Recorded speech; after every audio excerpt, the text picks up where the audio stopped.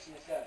And the reason we're going to make this Christmas the best Christmas ever is because we're throwing away aside all of these social norms of what Christmas is. We're throwing away aside all of what society tells us that Christmas is, and we're reclaiming Christmas for Christ and for God. Amen. Amen. Because that's truly the reason of Christmas. Tell your neighbor, love Christmas. Love Christmas. Love Christmas. Now I say that with a little dash in there because we're not saying Christmas as though it's just one word. We're breaking it down, emphasizing that Christ comes what? First, right? It should come first in the celebrations that you have. It should come first in your life during this time period, really every time period, but especially this time period. And then once that you have Christ at the forefront of everything that you do, then you want to share Christ más, right? Which is Spanish for what? More.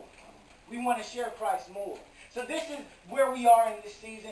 Last week we talked about the story of Christmas, or the meaning of Christmas, in which we found out that the story of Christmas actually begins in the book of Genesis, and it follows us all the way into the books of Matthew, Mark, and Luke, and also John, with the birth of Christ. We learned last week with the help of our actors. I believe one of our actors is in the back as we speak.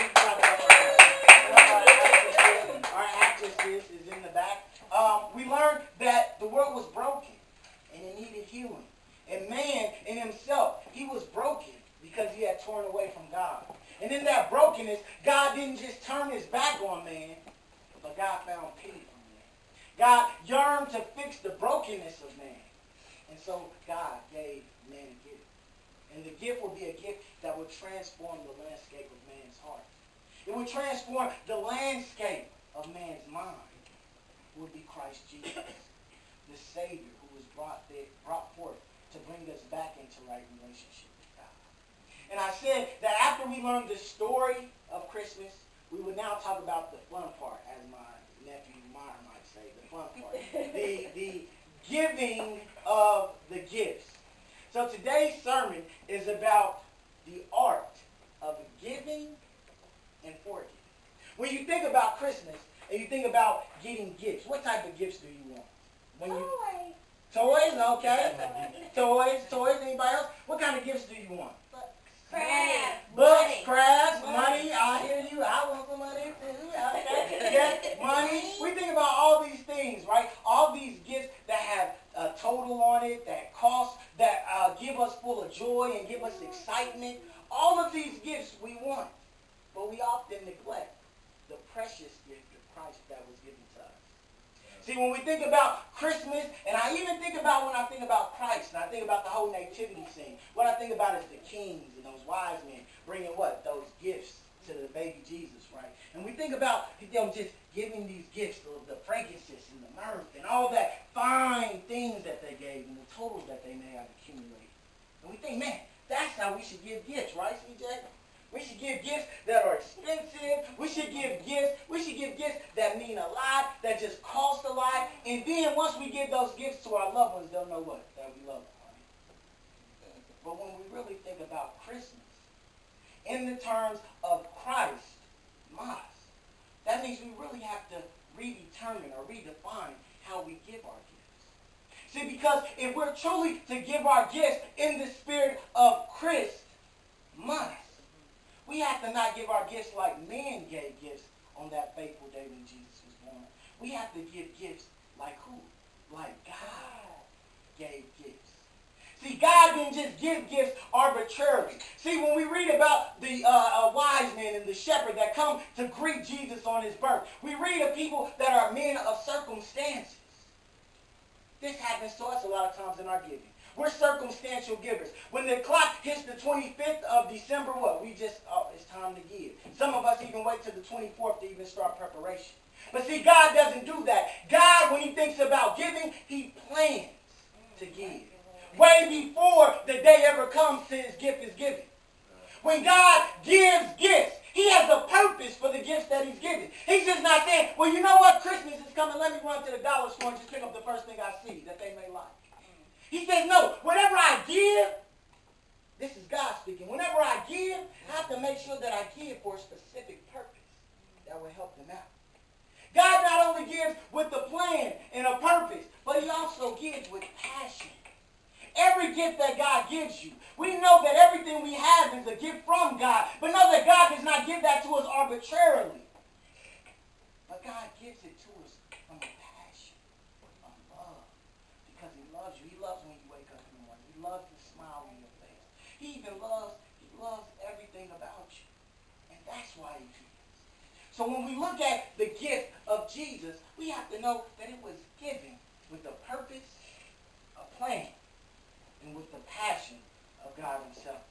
And as we strive to give our gifts this Christmas season, we need not to give like man, but we need to give like God. So how do we go about giving gifts like God? First, we have to keep in mind the meaning of Christmas and the gifts that you give. We know that Christmas gift, the gift of Christ to the world, was a gift of reconciliation, to heal man and God, to heal that relationship. In your own lives, are there broken relationships? In your own family regard, are there broken relationships? In your workplace, are there broken relationships? These are the people that need Christmas gifts. See, sometimes we just give gifts and give gifts that we think every gift is the same. But no, when we say we're going to represent Christmas, we have to give a Christmas gift. And that gift is for somebody who we have had a broken relationship with, but we desire to be close. We also need to keep in mind that when Christ gives this gift, or when God gives his Christmas gift, he does not give his gift to those who are necessarily deserving. It says that all have sinned and fallen short of the glory of God. It says that we are not worthy of the gift of Christ, us as just man alone. We're not worthy of the gift of salvation that is through Christ. But it is God who looks past our infidelities. It is God who looks past our shortcomings and still gives. Why? Because he doesn't limit us to what we've done in the past. But instead, he gives to encourage us to do better in the future. When we think about the person that we need to give our Christmas gift to, don't be defined or prohibited based on what they've done in the past, too. Matter of fact, what they've done in the past, their shortcomings, is the reason that they need this Christmas gift. See, in our lives, in our history as human beings, our depravity of sin, we were totally lost without God. We were totally lost without Christ. But he gave him so that we wouldn't be lost, so that we can be together again. Now, when we talk about that, well, first of all, let me say that's the person that you should be giving the gift to. A broken relationship. Somebody within your life that you've had a broken relationship, that you meant to mend that relationship. Right now, if you know somebody, write it down on a paper if you have a piece of paper. If you know somebody. If you don't have a piece of paper or a pen, think about that person in your mind. Because we're going to start to formulate through the course of this sermon how to give that person a gift. How to make sure that gift changes their life and changes the relationship. Do you know the holiday that follows Christmas is what? New Year's, right? When Christ came into the world, the clock reset in history. And then from then they began to count what? Before Christ, or, they started to count when his birth happened in the world. That's when time really truly began, when his birth began. So, at that point, a new year has begun in our lives after we give this Christmas gift of reconciliation. A new year begins for the relationship. A new foundation begins for that whole social dynamic if we give the gift right and we give a gift according to a godly nature. Now, we say it's the art of giving, which means that it is deliberately some skill that's involved with it. You can't just give anything for the Christmas gift. It has to be a gift that is so skillfully given, so skillfully thought out, that it's going to just change everything. Who in here has done last-minute Christmas shopping? Everybody, right? Everybody's done that last-minute Christmas shopping. Honestly, that last-minute Christmas gift, is there really any art to picking that gift? No. What do you say, Adi? I feel like there is, the cheapest. It's No, sometimes it's the most expensive. Well, yeah, Exactly. Right there. See, they say it's the most convenient gift. Yeah. But when you're talking about healing broken relationships, relationships, you can't give the most convenient gift. Because the most convenient gift will not heal the relationship. It may actually cause further divide within the relationship if you give the most convenient gift. You have to put a plan behind it. See, God, when he was thinking about giving us Jesus, he had a purposeful plan behind it. Do you know that his purpose can be seen in Genesis chapter 3? Let us turn there. Chapter 3, verse 15. Genesis chapter 3. Verses Genesis chapter 3, verses, actually we can begin in 13 through 15. To see the purpose of the Christmas gift, which is Christ. Go ahead, Steve.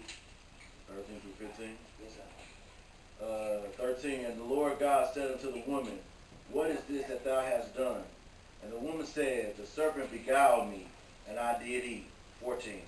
And the Lord God said unto the serpent, because thou hast done this, thou art cursed above all cattle, and above all beasts of the field. Upon thy belly shalt thou go, and dust shalt thou eat all the days of thy life. And I will put enmity between thee and the woman, and between thy seed and her seed. It shall bruise thy head, and thou shalt bruise his heel. The purpose of the Christmas gift was so that when Christ came, this part of the Genesis text happens after the fall of man in the Garden of Eden. After man rebelled against God, God started putting forth a plan way before the gift was actually given on what he was going to give man to reconnect the relationship. And what he said was, the gift that I give you is going to come through the birth canal of a woman. And it's going to come in so strong that it's going to bruise the very person, the very entity that began to cause the breakup. He said Satan caused the breakup. He said Satan is going to be slithering around. But the gift that I give you is so purposeful and so purpose intent that when it comes, it's going to come with the desired purpose of crushing Satan's head. You can't give a gift like that last minute. You can't give a gift like that just by running out to the store. You got to have supreme purpose behind giving a gift like that. Not only did he have purpose, but God instituted a plan in which to give the gift. Let us turn to Isaiah, verse 7 through 14, or chapter 7 through 14. The plan in which how the gift is given.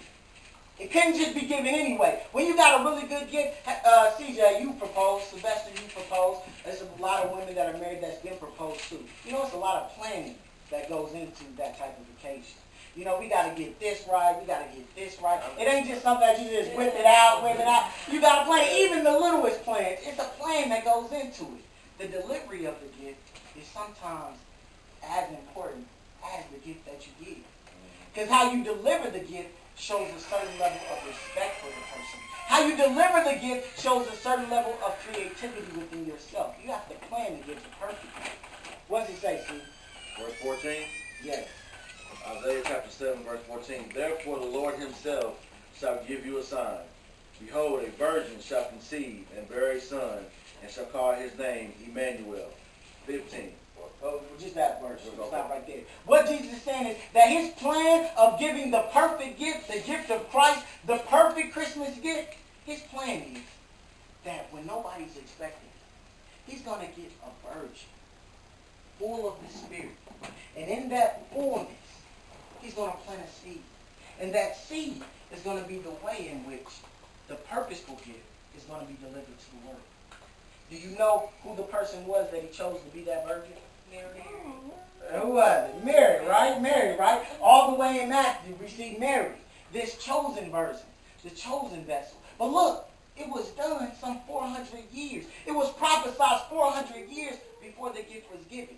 He had a plan for the perfect gift. And lastly, we know that the gift was given according to his passion for us. His passion for reconnecting to us. Read John 3:16. Read it, quote it. Quote it, read it, if you know it. For God so loved the world that he gave his only begotten Son. For those who shall believe in him shall not perish, but have everlasting life. No, you can stop right there. It said, for God so what? Love. He loved the world. The gift was given out of love. The gift wasn't given out of necessity because it was the 25th. It wasn't given out of the necessity because this is the time that the pastor is saying give the gift or the world is saying give the gift. He gave the gift because he loved. The gifts you're giving this Christmas, are they out of love? Are they out of obligation? If it was up to you, would you really be giving this Christmas? If it wasn't a societal norm to it? Some of us would be no, you wouldn't. If it wasn't the 25th, I wouldn't be giving nothing. That's what we say. But that defeats the purpose of the passion. You have to give the gift out of love that's going to be perfect. And it is in this last verse, this passion-filled verse, that we learn how to truly give a gift that can change the dynamic of a relationship, that can change the course of two people mending broken relationships. I want to say at the outset of this that I myself had a broken relationship last Christmas when I gave a Christmas gift, a gift of reconciliation. It was with my cousin, my favorite cousin, if I would. I'm bold enough to say that after what I told you. Me and my favorite cousin, we grew up together. His name is Holmes, Sylvester. I love that guy, man. We grew up together when I was about 12 years old. People were asking, when you get married, who's going to be your best man? I didn't say this joker right here. I didn't say him. He was going to be in the way. I said, my cousin Holmes. But due to life, due to some uncertainties of life, we fell out. Didn't speak for about 10 years. 10 years or more. 10 to 12 years. We didn't speak. But I knew that I had to give a Christmas gift to reheal that broken relationship. Even if he didn't ask for a gift, I had to give something because God hates brokenness. He loves the relationship that comes from creation. So I looked inside myself and I had to give the perfect gift. In this verse, this John 3:16 through 21, it helped me shape the perfect gift to give to my cousin. So I want us to look at this. The first tip to giving a gift that'll heal a broken relationship. The perfect Christmas gift. Everybody say perfect Christmas gift. Perfect Christmas gift. Say it one more time. Perfect Christmas gift. Perfect Christmas gift. The first tip to giving the perfect Christmas gift. You have to give a gift of love. Now, when we say love, I'm not talking about the superficial love that you experience when you're in puppy love. I'm not talking about the type of love that you see on top of all the commercials and movies. I'm talking about a real godly love. See, in 1 John 3:16, we learn that love is actually sacrifice. See, if you're going to give a gift that transforms relationships, it has to be a gift that you sacrifice something in order to give. See, some of us, when we give gifts, we're trying to sacrifice the least, as Adam indicated. I'm not trying to spend that much money. I'm not trying to spend that much time. I'm not trying to spend that much effort. But when you give a gift that is going to transform the way that you and another person reconnect with each other, you have to give it up. And you have to give it in a way that they can see that you're giving it up. See, when Christ gives his life for us, when Christ died on the cross, he didn't do it behind some cave. He didn't do it behind some curtain, but he did it in front of the whole world. Not only did he do it in front of the whole world, he did it as high as he could. Because he said, if I be lifted up, I will draw all men unto me. Yes. See, if you're going to give a gift that's going to change your life, you can't do it in secret. You got to give it in a way that they know it's being given. And you're not doing it for your own satisfaction so that you can get the glory, so that they can say, oh, well, you know what, you did do a good job. You don't do it for that because then it becomes a selfish gift instead of a love gift. You give it in a way that they can experience. See, whatever motivates your giving, motivates your reaction when the gift is received. See, if your gift is a selfish motive, if they say that they don't like the gift, then you'll be hurt. Yeah. You'll be like, oh, man. I did all this and you didn't like it. That's all about you. But when the gift is given out of love, it doesn't matter if they receive it now. It doesn't matter if they like it now because you know why the gift was given. And the gift remains out there so that when they do receive it, it means that much more. Your motivation with your giving motivates your reaction when your gift is received. See, a gift of love can never be taken back. Because we give to change lives, not to save our own. We don't give gifts that make us feel better about ourselves. We give gifts that transform lives. Second tip to giving the Christmas gift. Everybody say the Christmas gift. The Christmas gift. No, say the perfect Christmas gift. The perfect Christmas gift. It's a gift that invites. A gift that invites one from their comfort zone, from their safety region, wherever they are, and invites them into our lives. In verse 17 and 18, can you read that for me? 17, John 3:17. For God sent not his Son into the world to condemn the world, but that the world through him might be saved. 18. He that believeth on him is not condemned, but he that believeth not is condemned already, because he hath not believed in the name of the only begotten Son of God. In that verse 17, it says, and I'm reading from the ESV version, but it says, God did not send his Son into the world. So you have to send out the invitation. And he said he didn't send it out to condemn the world, but to save the world through him. See, he sent Christ out as an invitation so that whoever grabbed a hold of the invitation, whoever decided to take a hold of the invitation and put it into their heart would no longer be far off, but would be brought near.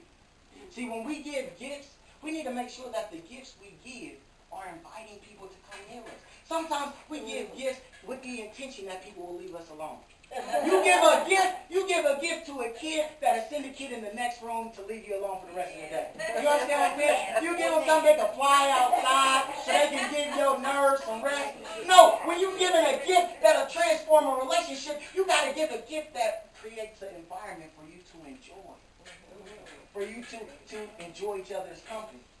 See, too often we give gifts that send people off and not invite them to share moments.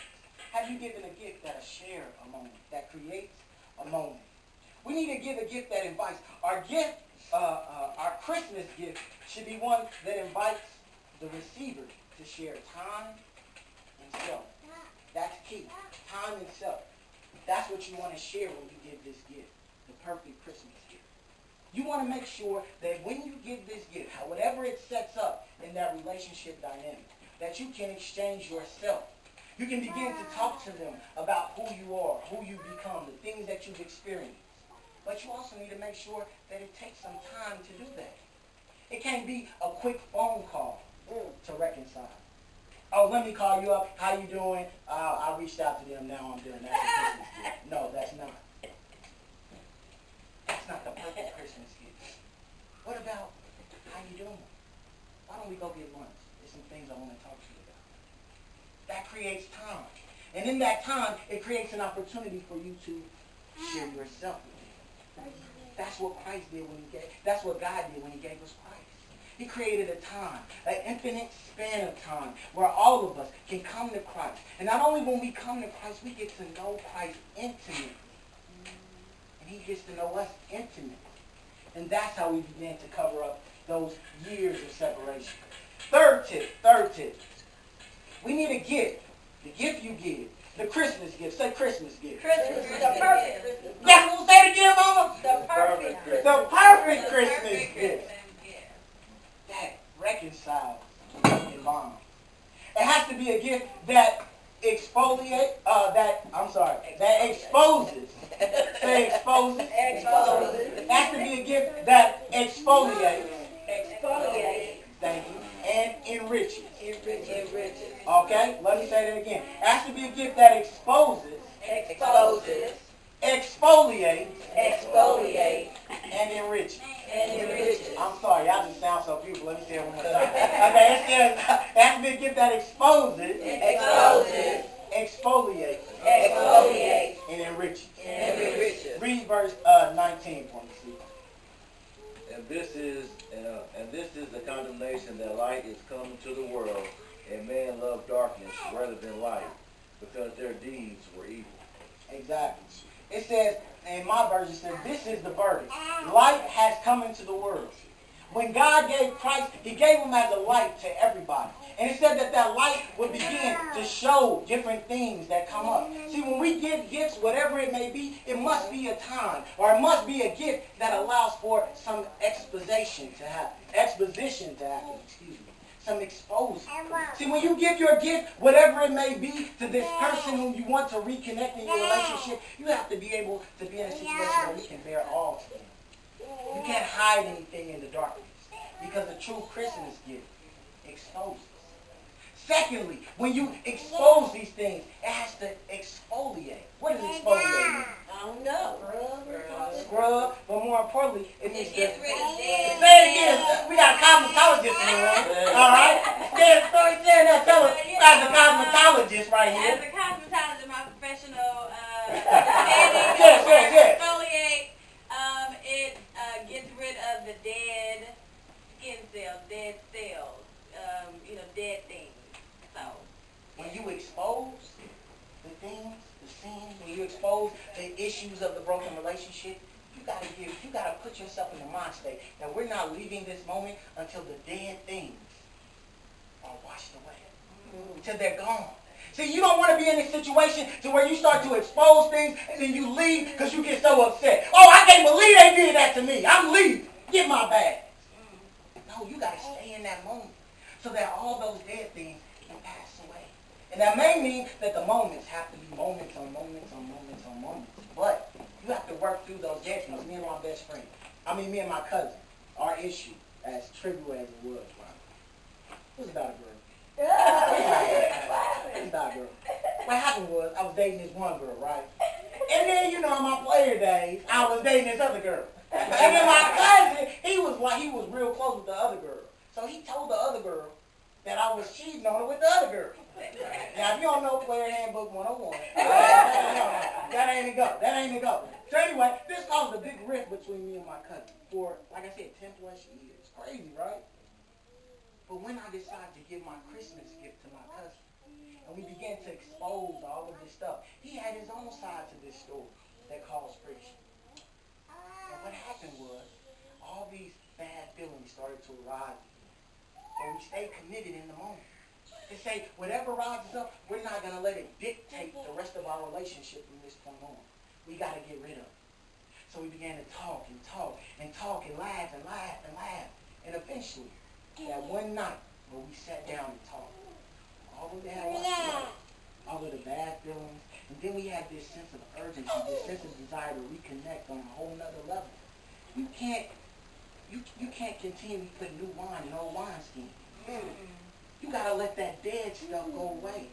Whatever happened, if it's truly a relationship that deserves to be reconnected, that dead stuff must be washed away. It must be exfoliated. Say exfoliate. Exfoliate. And last, after it's exfoliated, you have to enrich it. It just can't be satisfied with washing away the dead things, washing those things under the bridge. But now you have to start bringing new things into the relationship. vitamins to help it grow. There you go. Vitamins to help it grow. So what does that mean? Love, more time, more calls, more whatever it may be to help this relationship grow. That's how you give the perfect Christmas gift. By a show of hands, is there somebody in your life that you'd like to give that gift to? Right? Everybody, right? We all have people. This is why Christ came to us as the perfect Christmas gift to show us that we deserve to give Christmas gifts to people in our lives as well. But here's the thing. Nothing in this world is what? Free. Nothing in this world is free. The only person who gives freely is God. Everything from man has a price. Do you know there's some things that I want to get for my wife? That is just way too expensive. If I could, I would buy her a vacation to the Bahamas. But guess what? It's just way too expensive. It costs, right? I can't ignore the cost. No matter how beautiful the gift is, I have to weigh the cost before I give the gift. So what is the cost of the perfect Christmas? The cost is the most extensive cost of all. See, the cost of the perfect Christmas gift, the gift that begins to take you from here and there and bring you together, the perfect Christmas gift. The price tag is astronomical. The price tag is forgiveness.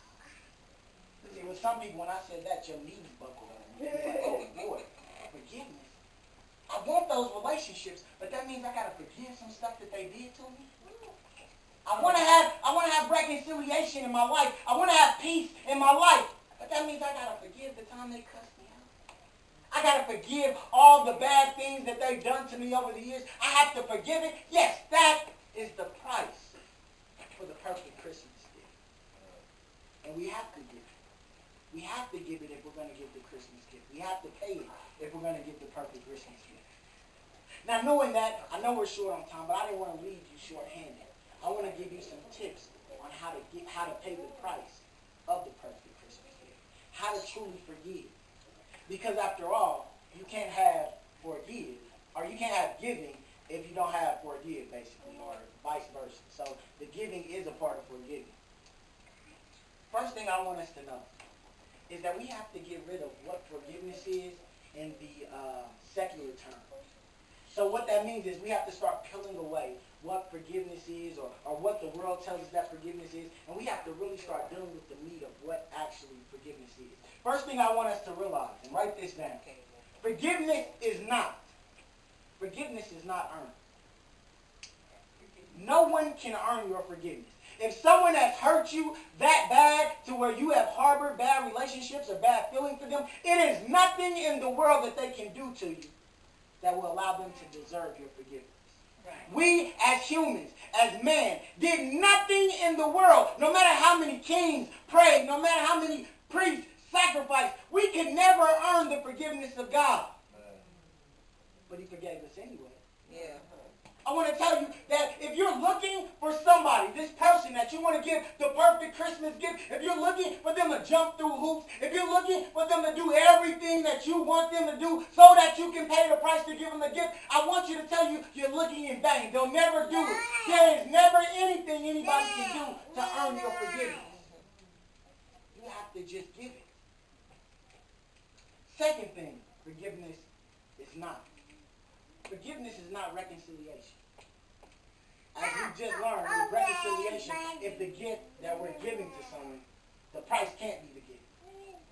The price, forgiveness, is what you have to give in order to get reconciliation.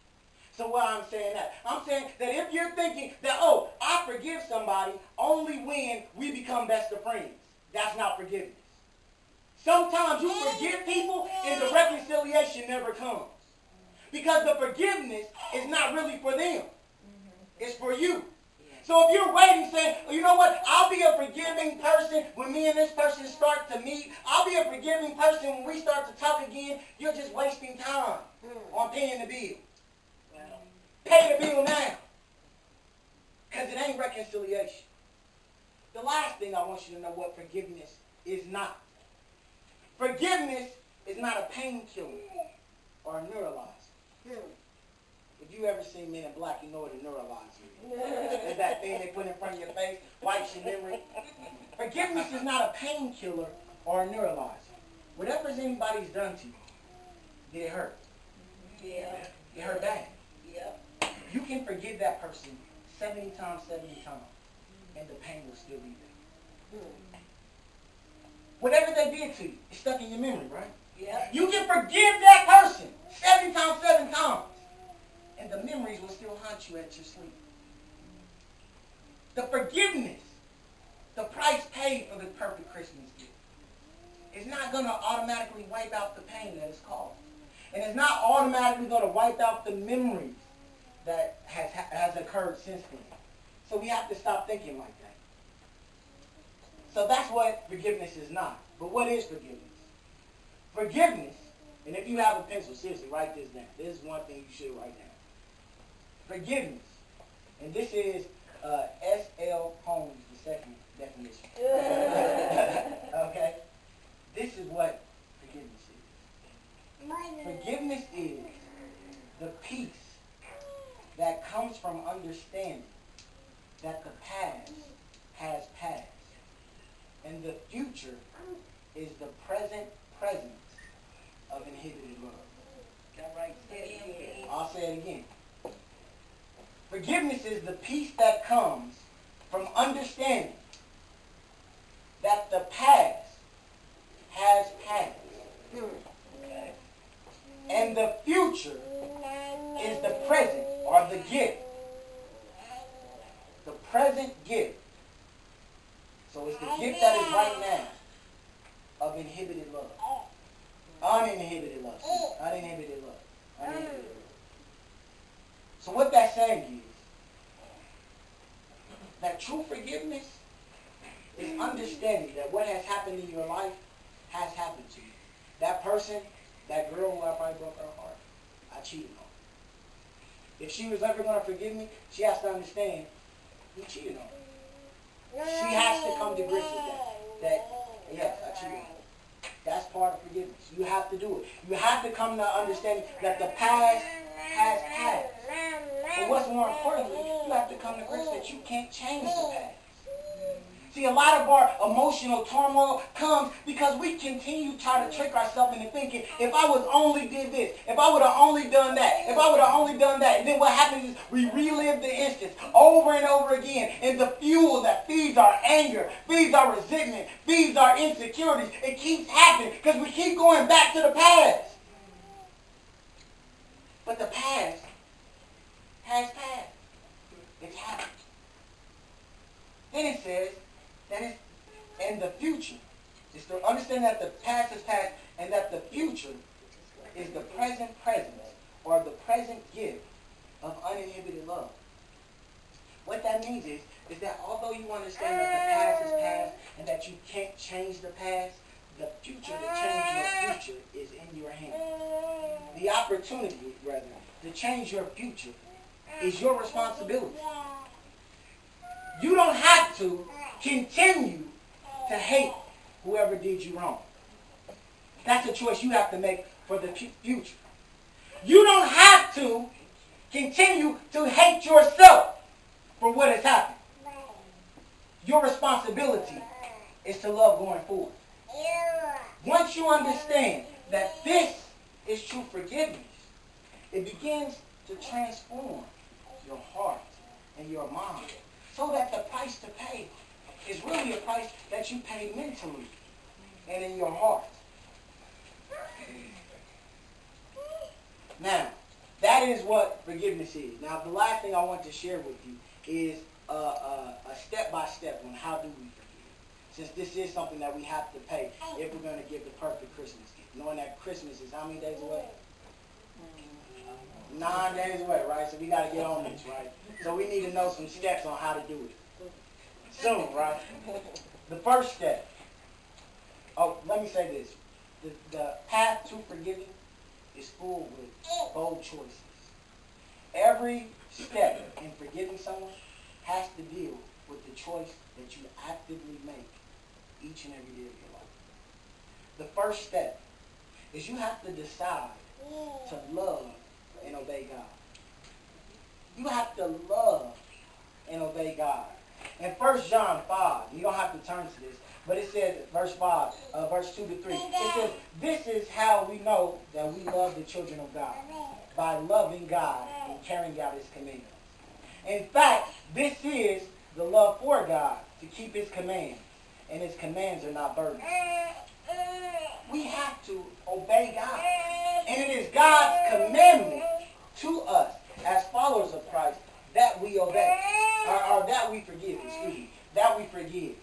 In Mark 11, verse 25, it says, and wherever you stand praying, and this is Jesus talking, He said, forgive.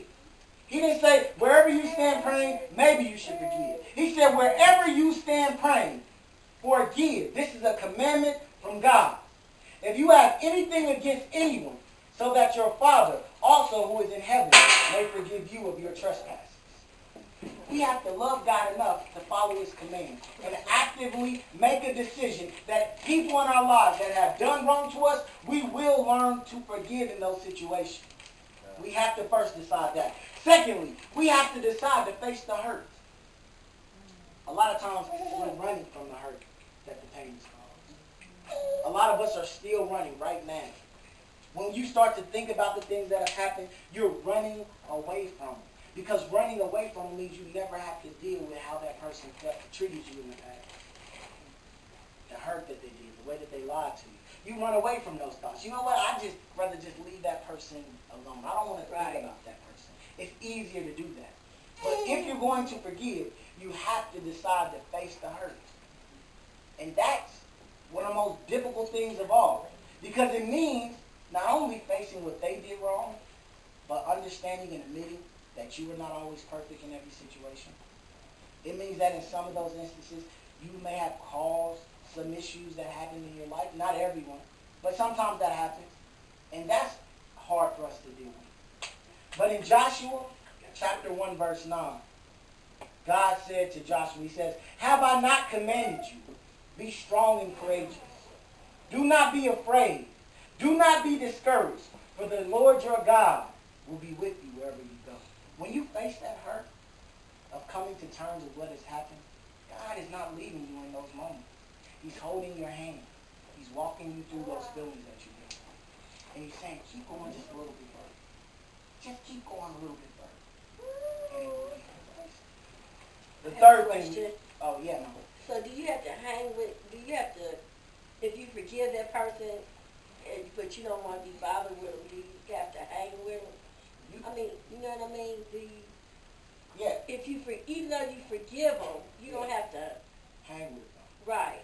No, forgiveness is not reconciliation. Remember? So it's not reconciling always. It's about your emotional, your interpersonal relationship. That's really what forgiveness is about. When we forgive people, it gives us a peace, a calm that we don't experience otherwise. When we forgive people, it gives us emotional and mental clarity in different situations. You know, it's some situations that you're acting out of or you're making decisions based on past hurt. You're like, oh, when I get in this situation, it creates this in me, so I lash out in anger.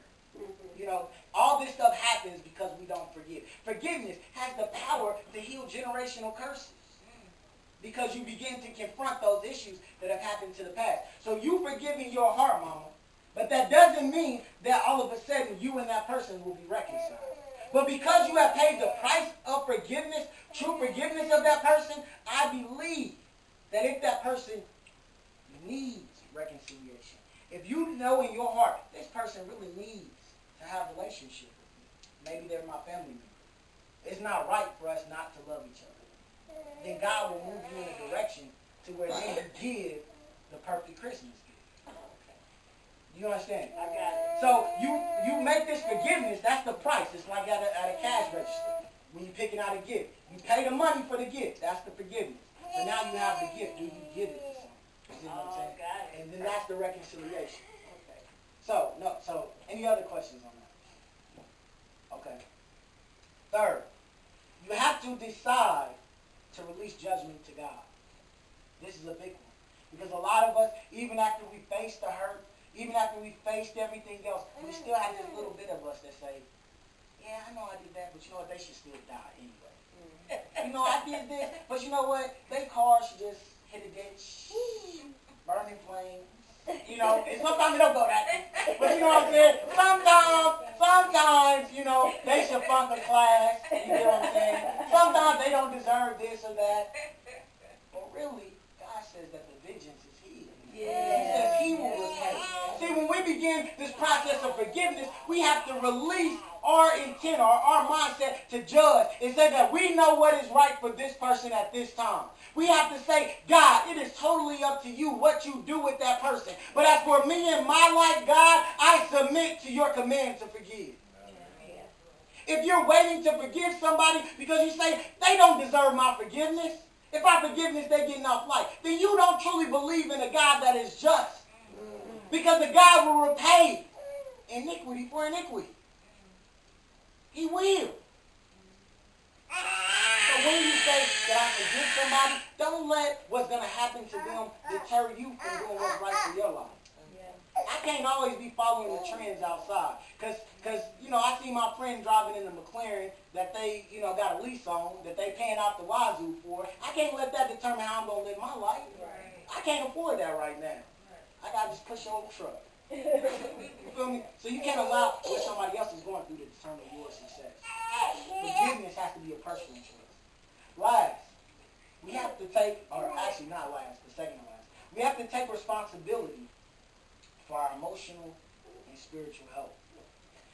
Philippians 4:8, it says, finally, brothers, whatever is true, whatever is honorable, whatever is just, whatever is pure, whatever is lovely, whatever is commendable, if there is any excellence, if there is anything worthy of praise, think about these things. And in verse 9, and the God of peace will be with you. We have to take responsibility. Your anger, that's on you. I know you've been through some things in your past, but that's on you. Your jealousy, your mindset that people are attacking you, that's on you. You have to own up to that and take responsibility so that the things in your past won't determine where you go. And lastly, we have to decide, after you've done all of that, we have to decide to forgive. And what I mean by that is, we have to learn to give more. What do we give? First, you have to identify what the person's done to you. So if that person, and Sylvester, do you mind if I speak about that? When Sylvester's sister, his twin sister, was murdered by her husband, that was the forward. That was the action, the forward. But you got to give something for that action if you're ever to make it over. This is the transactional piece of forgiveness. So you have the forward. What do you give? What did you give for those actions? Forgiveness. Some of us, we give grace for people that have mistreated us. We give mercy for people that have committed crimes. We give understanding for people that have made mistakes. When somebody makes a mistake, when somebody, leaves something out in your household, you can choose to get mad at them, but instead you give mercy for that, right? You give your grace for those actions. You forgive. You give something for the action.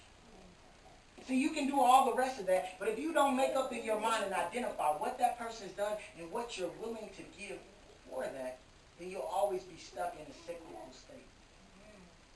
If someone has cut you off in traffic, as momentarily as that may happen, in your mind, you have to say, okay, if I'm going to forgive this person, I give, for is them cutting me off in traffic, I give, I don't care. That was what in my mind, that's what I was thinking about. But, I give no concerns for them cutting me off. You see what I'm saying? It's a transactional thing.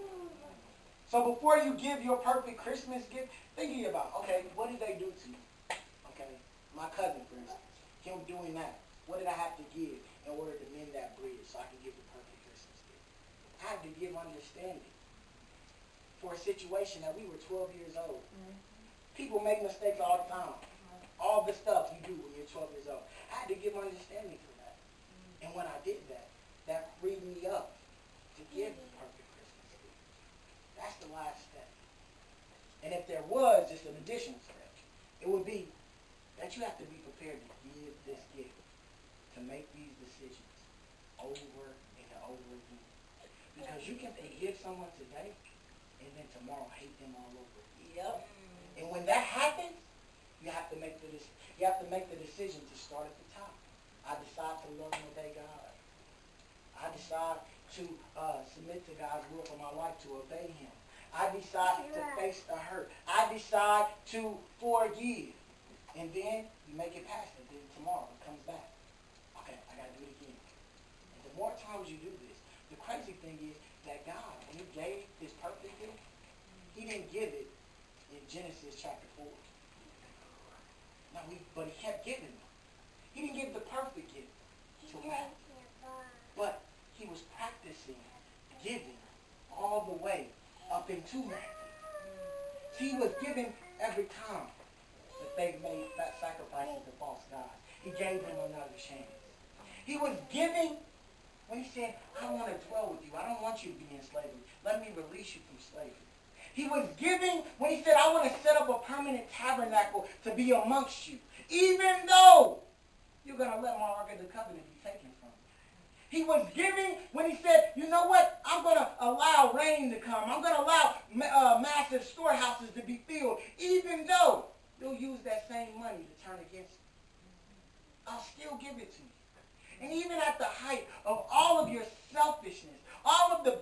backstabbing that you do to me, I'm going to give you a Savior. And this gift, this perfect Christmas gift, you'll never be able to depart from me because I will be with you always until the end of the earth. And this, that perfect Christmas gift, is what we're encouraged to give this Christmas. It comes with the expense of true forgiveness. But once you decide to make that down payment on that gift, I guarantee you that it will change your life, just as Christ has changed the world over with his presence in